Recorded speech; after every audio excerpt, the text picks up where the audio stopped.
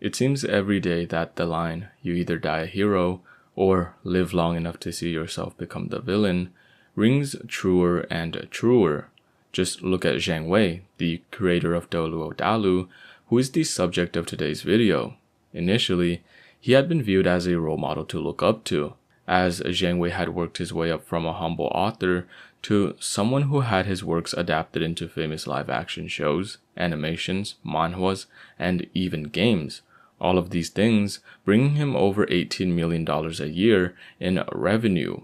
Nowadays, however, his good public perception seems to be waning, as he's mocked, ridiculed, and hated to the point that the death of his wife is not even exempted from being used as ammunition against him. Now, in full transparency, before I get into the video, I did do my own research. However, most of the video sources are taken straight from the post here on Hobby Drama by D-Roll Awake, who made a post exactly about the topic of today's video. I wouldn't have been able to make this video without his research, as my literary comprehension skills do not extend beyond English, zomi, natikake waleke zogampan, and a little bit of Spanish, so please give the original post a visit or some upvotes if you are able to. With all of that having been said, let's begin where it all started. Zhang Wei was born on January 10, 1981. Much of his early life is unknown, and the blank space is only filled after he graduated from college and started working for China Network Television in the year 1998.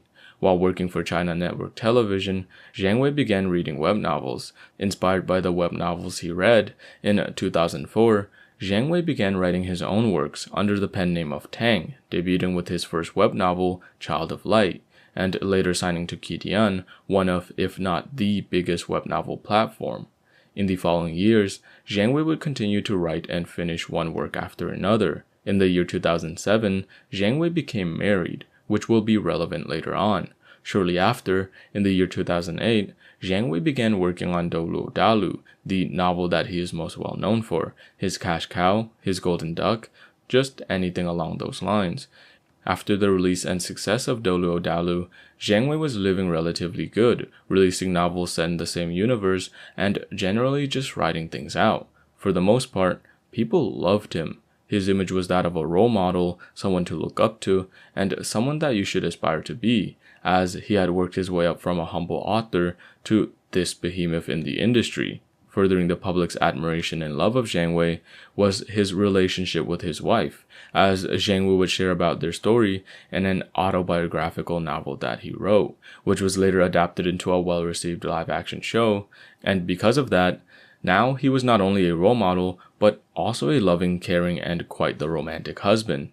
As the years went on, and Zhang Wei accumulated his wealth, fame, and public admiration, he somehow found himself joining the Chinese People's Political Consultative Conference, a political advisory body which, although they do not have any real legislative power, they're able to provide proposals, recommendations, and give advice to the CCP when it comes to political and social issues. In simple terms, they don't have the power to enact change themselves, but they are able to provide suggestions to people who can. As a member of this political body, Zhang Wei submitted a proposal in March of 2019, which would polarize public perception of him. In his proposal, Zhang Wei urged that China should publish a standardized guideline for what is and isn't allowed to be published, so that authors can follow these guidelines, and on the chance that their work may be taken down, they know what to remove or rework. Alongside his proposal for a standardized guideline, Zhang Wei also pushed for a stricter enforcement of these guidelines. Say, if a web novel publishing website were to ignore these guidelines and let authors write whatever they wanted, then depending on how severely the site disobeyed the guidelines, their punishment could range anywhere from the site being blacklisted to straight-up fines or other quote-unquote punitive measures, which leaves a lot of room for interpretation. The reason that Zhang Wei made this proposal, according to him, was because he saw a lot of web novels being published, which included vulgar, deviant, and pirated content. These web novels, rather than being taken down, some sites would advertise them and use them as the equivalent of clickbait to draw in readers. Zhang Wei obviously didn't like this and thought that it was giving a bad rep to the web novel industry, so he wanted to do something about it, which he did. by proposing for a standardized guideline and the enforcement of it via punishments. Now, it doesn't take long to see why many people were opposed to this proposal and even mad at Zhang Wei for making it in the first place, because if it were to actually go through, a lot of innocent web novels would be implicated due to China not really supporting things like non-traditional relationships, superstitions, and any ideas that China might see as damaging or moving backwards in terms of social stability. Not to mention, people would have generally just been against this proposal because censorship isn't exactly the first thing that comes to mind when you think of things that bolster creativity. As a reaction to his proposal, people would criticize Zhang Wei for his hypocrisy, as his works aren't exactly clean or pure. Just look at this post found by D-Roll Awake, where a reader is complaining about the amount of unconsensual things going on in the novel. In May of 2019, not too long after Zhang Wei made his initial proposal, there was a massive purge of online literature, aka web novels. On the site Kidian alone, over 1.2 million works were removed, and to be clear, this is on one site alone, the amount of works removed in total probably reaching numbers way higher. As a result of the purge, works like Lord of the Mysteries had so much content removed from certain chapters that what little remained of the story became incomprehensible. Cuttlefish would complain about having to rewrite and change certain things in his author notes, but he would later change his mind and remove these complaints for no reason in particular. Other authors in the same situation but worse had so much content removed that they might as well put their efforts towards writing another novel entirely. Although what happened to Lord of the Mysteries is tragic, as it seems Cuttlefish was forced to censor himself and tone down the story, compared to others, it seems Lord of the Mysteries got off pretty lightly. Just look at our buddy Reverend Sanity here, which was outright banned and removed. Naturally, when you ban over millions of novels, you're gonna piss off a lot of people who read and loved the stories which were taken away from them. These people are gonna want someone to blame, and it's a lot easier to blame a single entity or person rather than a big faceless political body. Hence, it was very easy for people to point their fingers at Zhang Wei. I mean, after all, just months prior, he did propose for this. And looking at it from a cause and effect point of view, within the context of when he made the proposal and when the change came, it's very easy to jump to the conclusion that Zhang Wei did in fact do this. But Zhang Wei would deny these claims and accusations, stating that he didn't have enough power and that he was just a humble author who made millions each year. This didn't stop people from criticizing him though, asking why his works were exempt from being banned or censored, since Zhang Wei's past works, as mentioned prior, have indeed included pretty vulgar and deviant content, yet they stood while others fell. Further marring his worsening reputation, in 2020, Kidian released a new contract which almost every author vehemently opposed and even went on strike for.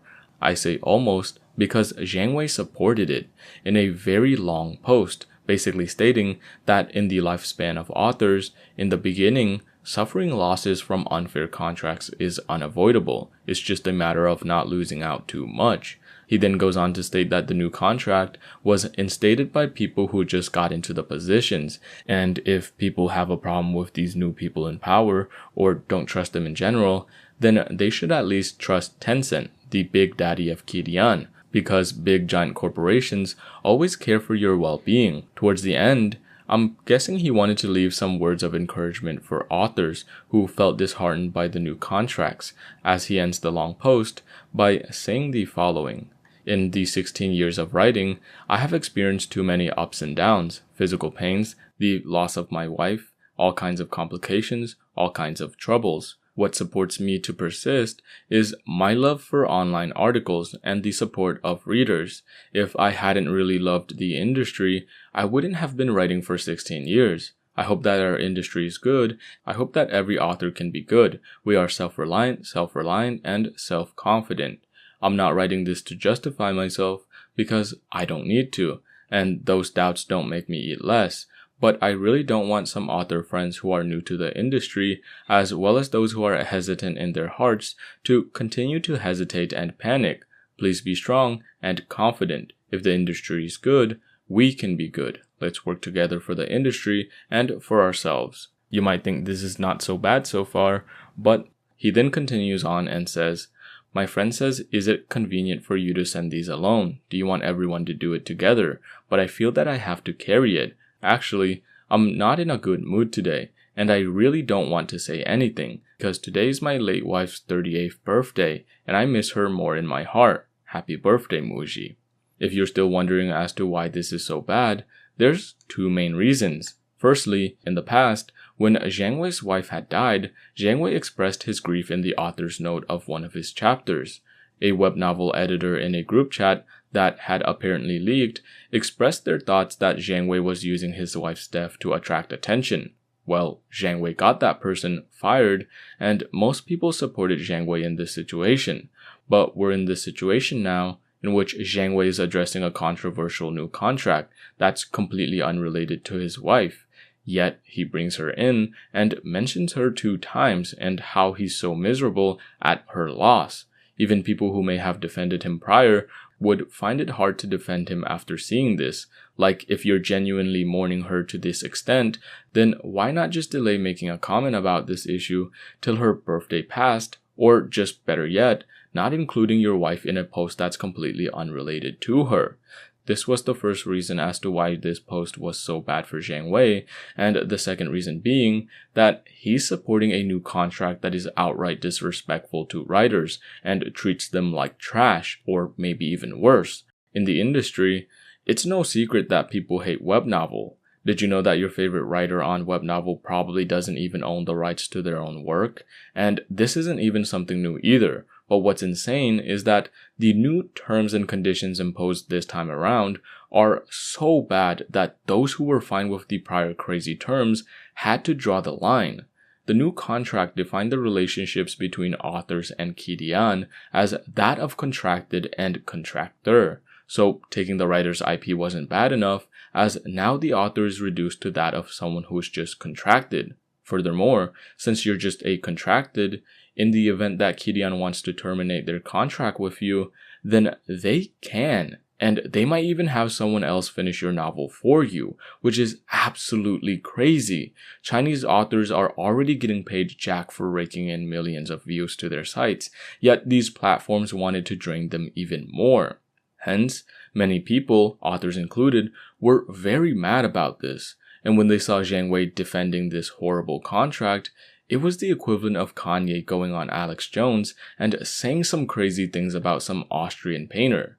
For those who have defended him in the past, it was a wake-up call. And for those who had already hated him, they were elated. From there, Zhang Wei had everything thrown at him, ranging from jokes at his expense to even rumors about him remarrying a college student after the death of his wife. By supporting the new terms and conditions imposed by Kidian, people felt that he was no longer the humble author who had made it big, but rather just another rich person who had forgotten his humble origins. By bringing up his wife in a public message that had completely nothing to do with her, many felt themselves agreeing with the editor who had been fired, as it seemed Zhang Wei was just bringing up his wife to attract pity and deflect criticism.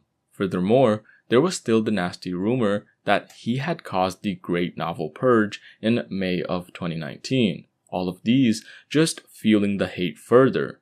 But the question remains, did he do it?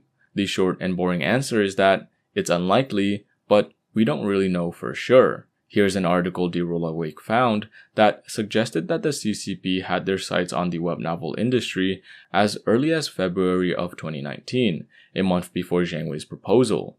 Does this clear Zhang Wei of all the blame? Well, I don't know, because for all we know, even if the Chinese government already had their eyes on the web novel industry, what if Zhang Wei's proposal pushed the decision out faster than it would have initially came out? I mean, I know the mental patients on r/Reverend Insanity would definitely go crazy for some additional chapters. But what if the Chinese government weren't even aware of Zhang Wei's proposal, and it all happened without Zhang Wei having any impact on the issue? What I mean to say is that it's just a series of what-ifs with the little information that I have. Needless to say, these are the main reasons as to why Zhang Wei is the most hated person in the web novel community. If you're bummed out about not being able to blame Zhang Wei for the ban of your favorite novels, well, at least you can still hate him for having astronomically bad takes, such as this, where he thinks his world building is better than Tolkien, or his views on monogamy. Anyways, I'm not sure how long this video will take me to record and edit. Hopefully you guys enjoyed the video, and thank you all for watching.